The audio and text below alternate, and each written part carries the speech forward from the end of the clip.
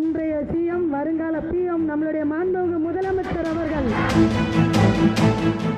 இங்கே மாபெரும் வேலைவாய்ப்பு முகாமில் கலந்துக்கிட்ட அனைத்து சகோதர சகோதரிகளுக்கும் நம்முடைய மாண்புமிகு முதலமைச்சர் விஜயன் அவர்களின் சார்பாக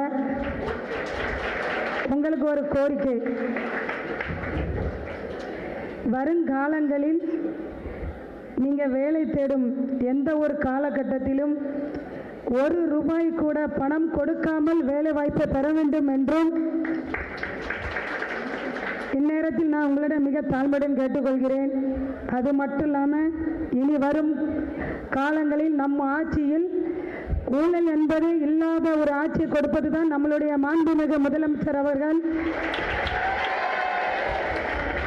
அதன் அடிப்படையில் நாம் யாரும் பணம் கொடுத்து வேலை வாங்கும் ஒரு சூழ்நிலை இனி வராது என்பதை இந்நேரத்தில் நான் மிக மகிழ்ச்சியுடன் தெரிவித்துக் கொள்கிறேன். ஆகவே தங்களின் கல்வி தகுதி அடிப்படையில் அதற்கு தகுந்த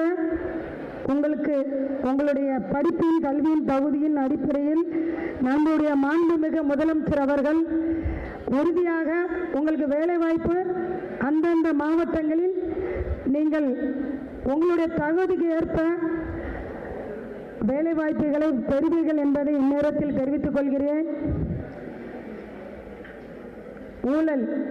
ஊழல் இல்லா ஆட்சி, இது நம்முடைய ஆட்சி, மக்களுக்கான ஆட்சி. இதுக்கு ஃபர்ஸ்ட் ஆஃப் ஆல் நீங்கள் ஒத்துழைப்பு கொடுக்கணும். நம்ம அண்ணன் நம்மளுடைய முதலமைச்சர் அவர்கள் உங்களிடம் எதிர்பார்க்கும் ஒரே விஷயம், யாரும் ஒரு ரூபாய் பணம் எக்காரணத்து கொண்டும் கொடுத்து வேலை வாங்கக்கூடாது. இனி அப்படி ஒரு சூழ்நிலையும் நமக்கு ஏற்படவும் செய்யாது என்பதையும் இந்நேரத்தில் நான் தெரிவிச்சுக்கிறேன். அதையும் மீறி யாராவது எங்காவது ஏதாவது ஒரு தீய சக்தி மூலமாக பணம் கேட்கப்பட்டால் கேட்பாங்க, கொடுத்துடாதீங்க. ஏன்னா நம்ம அரசு கேட்காது.